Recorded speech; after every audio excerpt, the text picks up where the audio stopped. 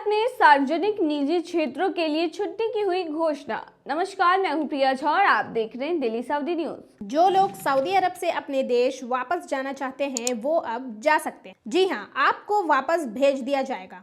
जो number screen पर दिखाया जा रहा है उस पर संपर्क करें और अपनी समस्या बताएं। आप चाहे तो व्हाट्सएप पर मैसेज भी कर सकते हैं।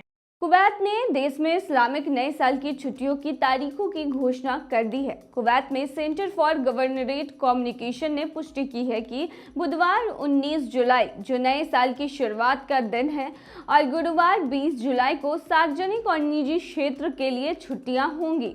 इसका मतलब है कि शुक्रवार और शनिवार के सप्ताहांत यानी कि वीकेंड के साथ कुवैत निवासियों को इस वर्ष 4 दिनों की छुट्टी का आनंद लेने का मौका मिलेगा।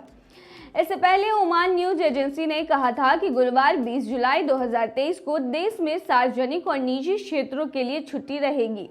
उन्होंने कहा कि पैगंबर के सम्मानजनक प्रवास की सालगिरह और नए हिजरी वर्ष 1445 के आगमन के अवसर पर गुरुवार 20 जुलाई को सार्वजनिक और निजी क्षेत्रों में कर्मचारियों के लिए आधिकारिक छुट्टी होगी। वहीं आपको सऊदी से हज और उम्रा से जुड़ी एक अपडेट देते चले कि सऊदी हज और उम्रा मंत्रालय ने सभी उम्रा कंपनियों और संस्थानों से कहा है कि नए उम्रा सीजन के दौरान देश के बाहर से आने वाले उम्रा तीर्थयात्रियों के संबंध में नियम और विनियमों का पालन करना जारी रखे।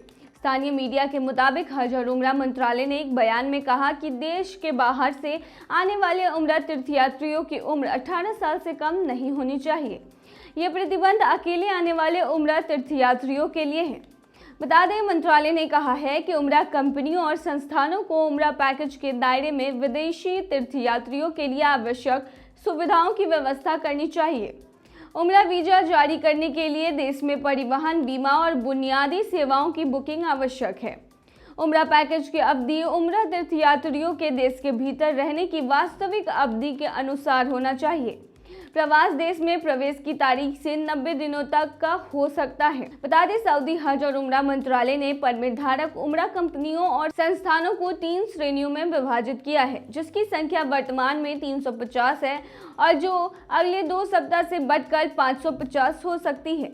कंपनियों और संस्थानों को पिछले 2 वर्षों में आए विजिटर्स की संख्या के आधार पर वर्गीकृत किया गया है। मंत्रालय का कहना है कि उम्रा तीर्थयात्रियों का डेटा उनके आगमन से कम 24 घंटे पहले दर्ज किया जाना चाहिए। उम्रा कंपनी परिवहन व्यवस्था के संबंध में कई नियमों में भी बंधी है। मंत्रालय के अनुसार उम्रा तीर्थयात्रियों और उनके साथियों को राज्य में रहने के दौरान आवश्यक सेवाएं प्रदान करनी होगी। ऐतिहासिक स्थल की यात्रा के दौरान उम्रा तीर्थयात्रियों के साथ एक प्रतिनिधि भी होना चाहिए। तो ये थी तमाम खबर। बने रही ऐसी खबरों के लिए दिल्ली सऊदी न्यूज पर।